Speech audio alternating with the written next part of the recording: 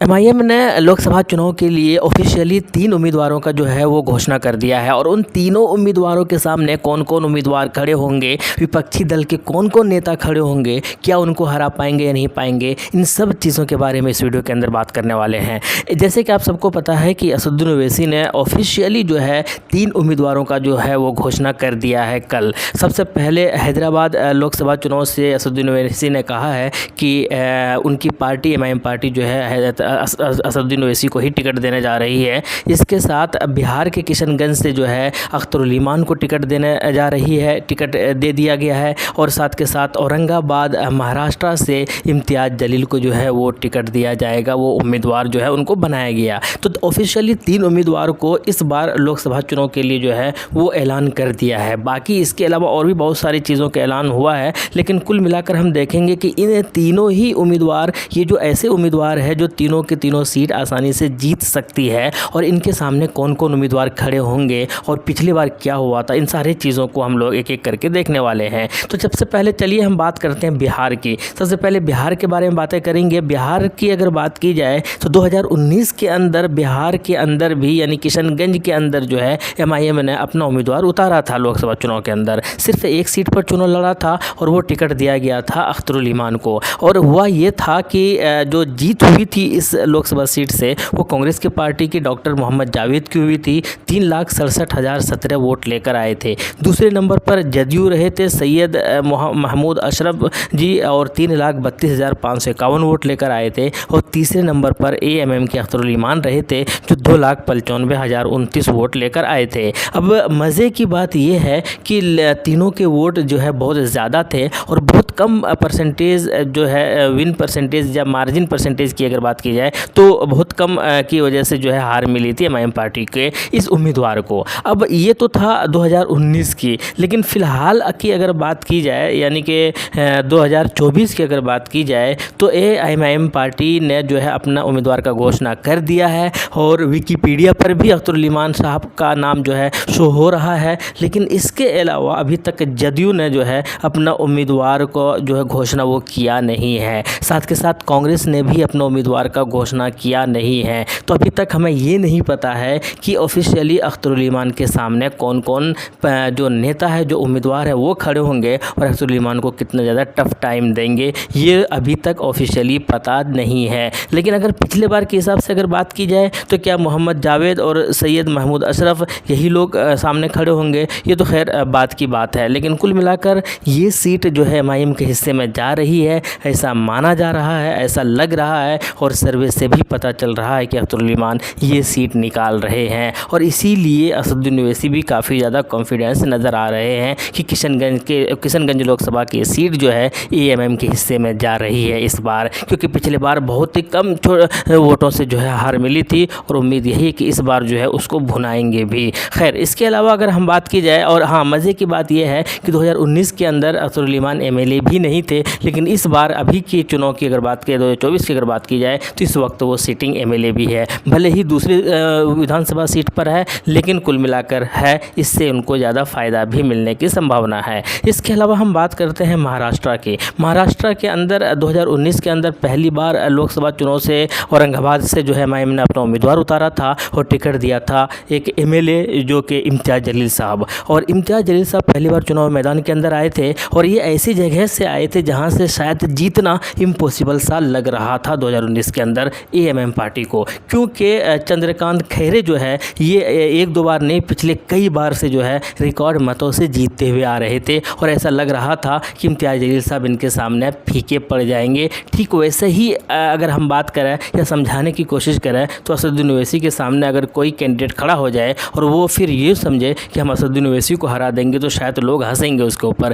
क्योंकि इतना ज़्यादा वोटों से वो जीतते हुए आ रहे हैं। ठीक वैसा ही कुछ सिचुएशन बना था इम्तियाज़ जलील साहब के सामने, क्योंकि जो उम्मीदवार थे उनके सामने चंद्रकांत खैरे वो बहुत ही दिग्गज नेता थे। उसके अलावा अगर बात की जाए तो इम्तियाज़ जलील साहब ने 3,89,042 वोट लाकर जो है जीत हासिल की और ये मुकाबला बहुत टक्कर का रहा था। बहुत कम विन मार्जिन जो है इनके हिस्से में रहे थे, 0.28% मार्जिन विन मार्जिन के साथ इनकी जीत हुई थी। चंद्रकांत खैरे 3,84,550 वोट लेकर आए थे और इसके बाद जो है बाकी उम्मीदवार कांग्रेस वगैरह के भी उम्मीदवार थे। लेकिन इस बार की अगर बात की जाए महाराष्ट्र के अंदर यानी औरंगाबाद के अंदर, तो औरंगाबाद का क्या हाल है? तो औरंगाबाद की अगर घोषणा की जाए दोस्तों, तो औरंगाबाद के अंदर अभी तक सिर्फ़ और सिर्फ यानी कि लोकसभा चुनाव का जो उम्मीदवार है, सिर्फ़ और सिर्फ सैयद इम्तियाज़ जलील साहब का नाम शो हो रहा है विकिपीडिया पर अगर देखा जाए। यानी इससे साफ पता चलता है कि शिवसेना ने या बाकी दूसरी पार्टी ने अभी तक उम्मीदवार का घोषणा नहीं किया है।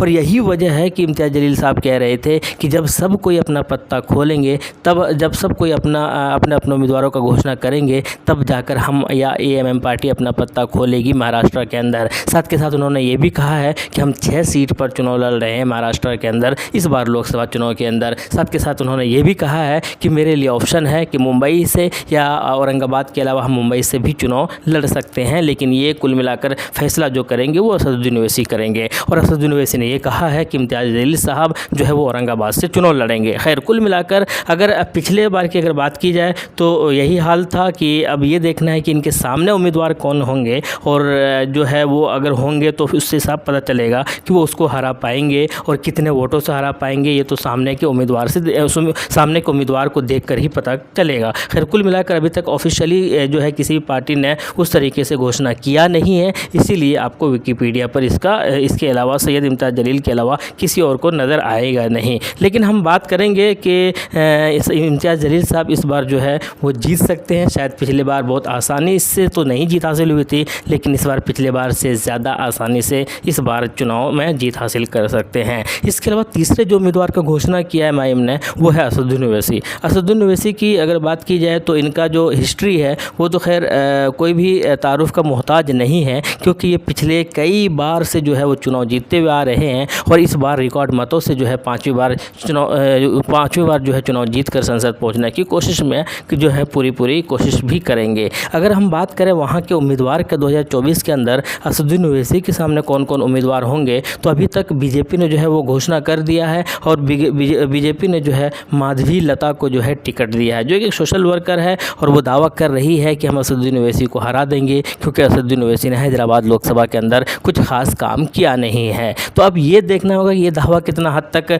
ये जो कर रही है वो उसके अंदर सफल होगा या नहीं होगा, ये तो आने वाले वक्त में ही पता चलेगा। कांग्रेस ने अभी तक कोई पत्ता खोला नहीं है, कांग्रेस ने अभी तक उम्मीदवार का घोषणा किया नहीं है। एमआईएम का उम्मीदवार असदुद्दीन ओवैसी है, बीजेपी का उम्मीदवार माधवी लता है और बीएसपी ने भी अपना उम्मीदवार खोला नहीं है। और ये देखना है कि कौन होंगे इसके सामने। अगर पिछले बार की अगर बात की जाए तो पहले असदुद्दीन ओवैसी 2019 की अगर बात की जाए तो असदुद्दीन ओवैसी ने 5,17,471 वोट लाए थे। लगभग परसेंटेज की अगर बात की जाए तो 58.95%। वहीं पर बीजेपी ने जो है भागवनाथ राव को टिकट दिया था और 2,35,285 वोट लेकर आए थे। लगभग इनके आधे भी नहीं ला पाए थे। टीआरएस ने वह भी टिकट दिया था। फिरोज़ खान को जो है कांग्रेस ने टिकट दिया था और वो 49,944 वोट लेकर ही आए थे। तो ये सारे जो चीज़ें हैं, ये जो तीनों के तीनों उम्मीदवार है एमआईएम पार्टी का, वो एक ज़बरदस्त उम्मीदवार है, वो एक सुलझे हुए उम्मीदवार है, वो एक मंझे हुए उम्मीदवार है। और ये माना जा रहा है कि ये तीनों उम्मीदवारों का जो जीत है वो इस बार यकीनी मानी जा रही है, क्योंकि